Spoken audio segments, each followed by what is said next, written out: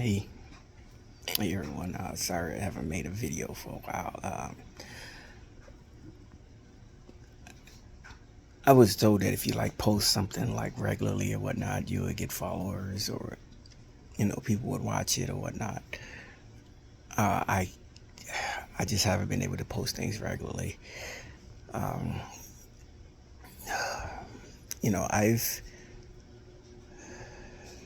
I think a lot. And I've been thinking, of course. One of the things I've been thinking about is sometimes support. And what I mean by that is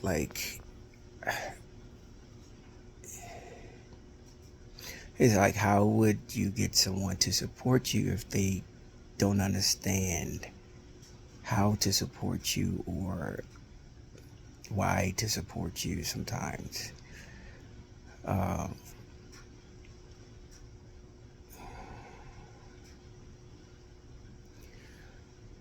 and that comes on the cusp of disabilities. Most times when people hear or see someone with a disability, it's a disability that they've seen before. Either it's a physical disability or mental impairment disability that has signs to show that you're disabled. Um, Sometimes I want to say autism. It's not. I don't know if I say it's a disability. It's a disability, I guess, for some, but I don't know how to explain that. But if people don't recognize signs, if people recognize certain signs of disabilities, they would be or react a certain way to that person. At times, they wouldn't either, let's say, not make fun of them, but they give them a certain level of empathy to know that they have disability, that they can't come to them a certain way, or they can't communicate with them a certain way, or they try to accommodate the disabilities. And these are, like I said, are usually among the disabilities that are seen, that are known, that people come in contact with the majority of their lives. Uh, but someone like me, I have a few quote unquote disabilities, some one that doesn't, for the most part, it doesn't keep me from trying or keep me from being in a position to, like say, keep trying or doing things or whatnot. My biggest one that people don't see, and because people don't see it, is a result of how they treat me or how they view me or how they communicate with me, and a lot of times a lot of the people that I meet are people that I just, are passersby that I may meet in the store or doctor's office or sometimes even a podcast or videos or whatnot sometimes. So a lot of time people see me, they don't see me all the time, so they don't really know. They figure that I'm well, and especially when it comes down to some family members and associates, is that they look at you and they say, well, you're the same person that I've known. You had this thing before this and this, that, and this and that. And it's like, before this, you kind of knew me. And I can't say that you really knew me, because a lot of my family members are in Chicago and they probably see me before everything, probably maybe once or twice a year. So I kept in contact with them to an extent, but they didn't really see my daily lives because I kind of kept a lot of my daily life private, you know. But afterwards, again, some people who may have known you in the past a certain way feel that they look at you and say that, oh, you're cool, ain't nothing wrong with you. You just quote unquote lazy or this, and that, or whatever, verbiage they like to use. And again, talking to someone in the store or just passers by, they look at you and they like, they just approach you like any other person, until I tell them the story. Then they be like, oh, you don't look like you did this, you don't look like you have that. And again, this is not making fun of saying, I'm not bad mouthing the people who think these things, because it's kind of understandable. Is that, you see, this is September 1st, I believe. It would have been 7.5, 8 years since the transition, since the event. 8 years seemed like a long time for some, but for me, or people who experience certain things, it almost never goes away. And one of the things, again, that the doctors kind of knew was going to be a result of everything that happened, because of everything happened, was that my quality of life is going to change, and that they didn't know, and they were, flat out, they didn't know what my quality of life was going to be, because they knew some things was going to change, even if it's not physically, but for the most part mentally, because of the damage that was done to my brain. Because the obvious one was the cerebellum, damage to the spinal column,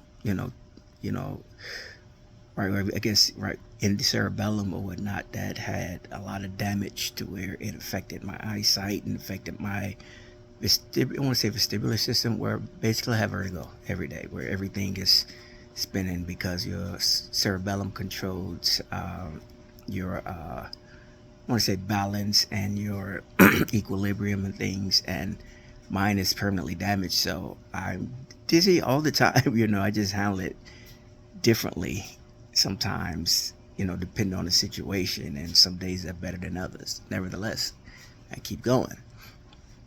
But it's tiring. It's very tiresome to try to, to live with this thing, but again, that's the one that's visible.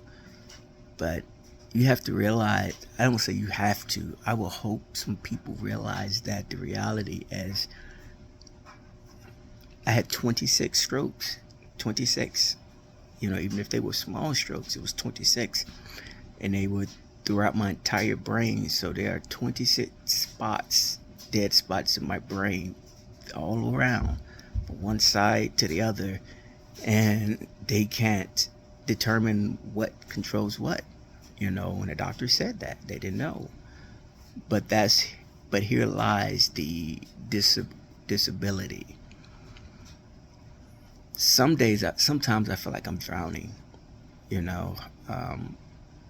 I, even though I try to stay optimistic, a lot of days I feel like I'm drowning, because when I came back, it was difficult. I mean, in the beginning, when I came back, I was in the best place, like, I can't say difficult, but I was in the best place. I was zen. I was in a place that I can't really explain, but I was on a spiritual high, so to speak. But as the years go by, the world started tainting me. I was pretty much like a blank slate. And I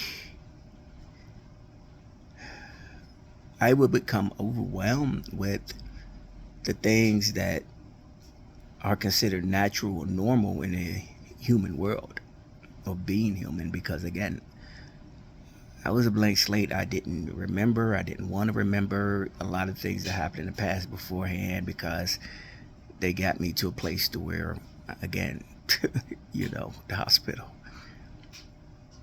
But the more I go and the more I be here, the emotional state of being human is exhausting to me. It's confusing, because I didn't have an emotional state when I first came back, but more of a spiritual state. But now, the more I'm here, I see all the things and feel all the things that comprise of being human. It's like an emotional roller coaster, the different emotions: happy, sad, angry, confused, the lust. I did say hatred. envy, all these things that are associated with humans. I feel all these things, and it exhausting because because it's like you almost don't know which one to pinpoint, which one to hold on to, which one to learn how to do. And I know some people will say love is the emotion you should learn to do, but love is not an emotion. Love is a spiritual state, and it's a beautiful thing. I know love, but that is not an emotion. Because I love, nevertheless. I love everything, everyone, everything that's been created that's part of our Creator. If it comes from Him, I love it. But the emotional things and the parts of being human, it's a lot. It is literally overwhelming me. It is. It is overwhelming me. I am tired. I am emotionally tired again because of everything. And then I'm physically tired because of the physical impairments. And it's rough.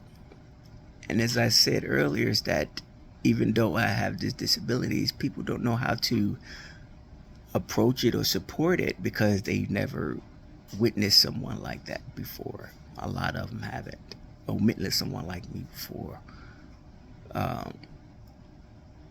Because in some cases, a lot of cases, people with a lot of brain damage, they exhibit certain things, and the people that they're around can kind of see it, but I'm not around too many people, if at all, to where you can learn to get used to it. Because hence that every time I say something or I do something or express something, you may think negative, or you may think try this or try that, or do this or do that. And then when you tell them that you haven't been capable of doing that, they say, don't say that, don't say that.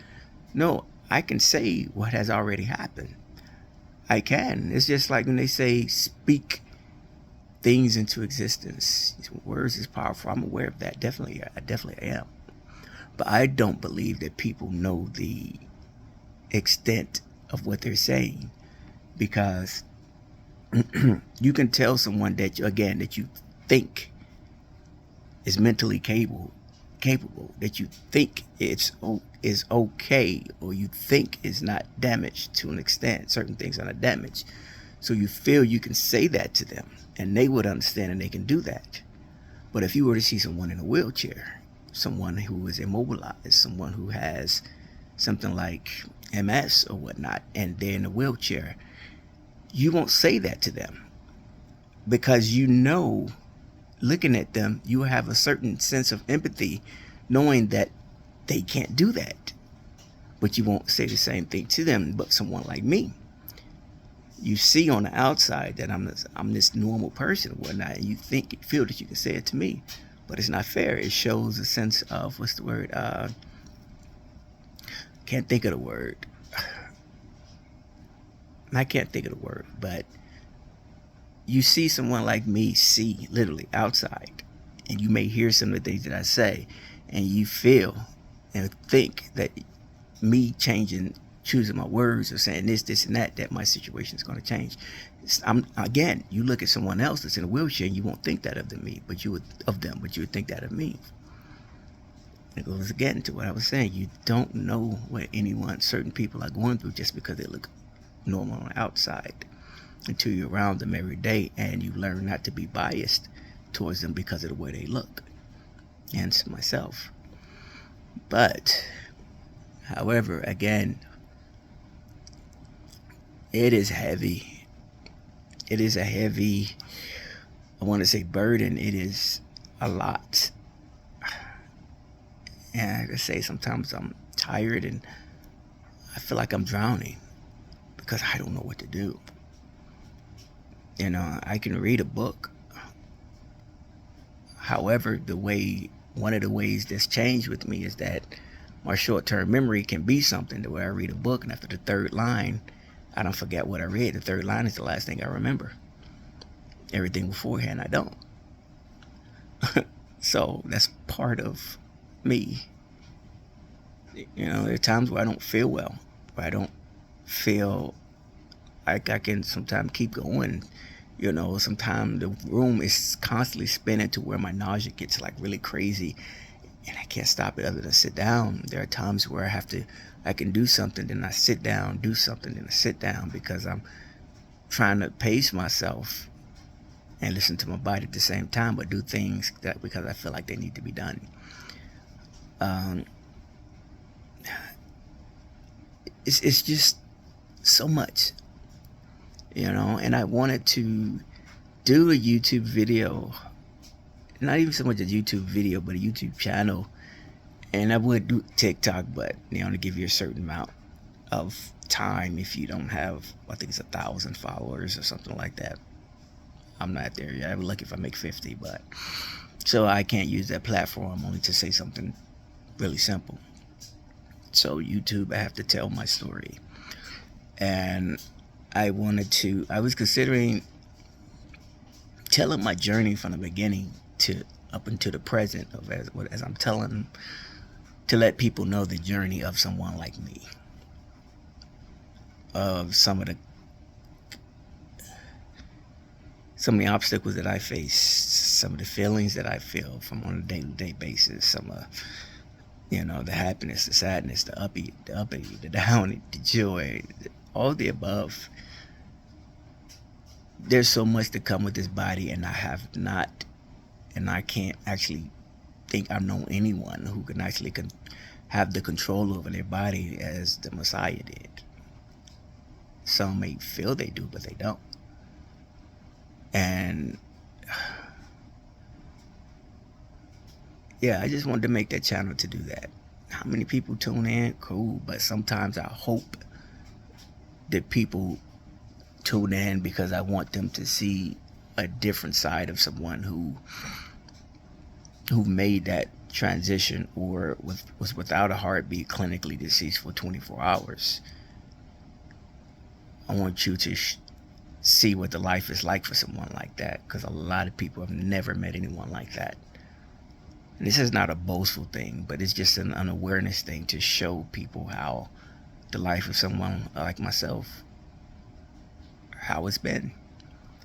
Someone who has the 26 strokes, damage to their brain, how it's been, what it's like. Someone who still meditates and have the spiritual highs and lows and the confusion sometimes, and I want everyone to feel those things. And like I said, it's not that I don't want a lot of followers. It's not that. I will, if any reason I want someone to follow me, it's just so they can see another form of someone, that some may have never met someone like me, to see what it's like, to see the journey that I'm on, to see how rough it can be, how good it can be.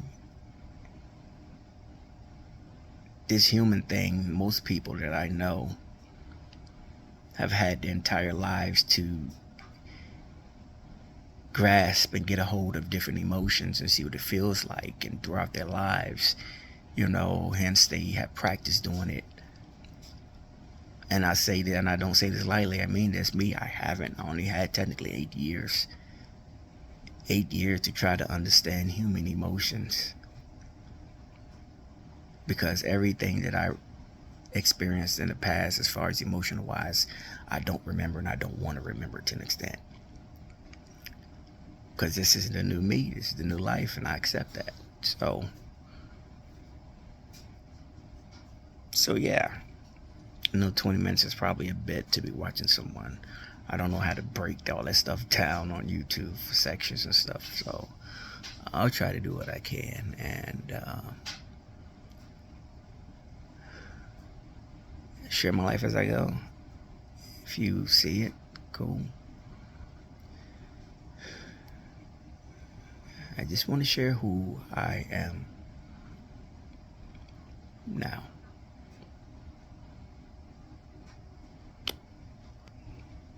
See you all.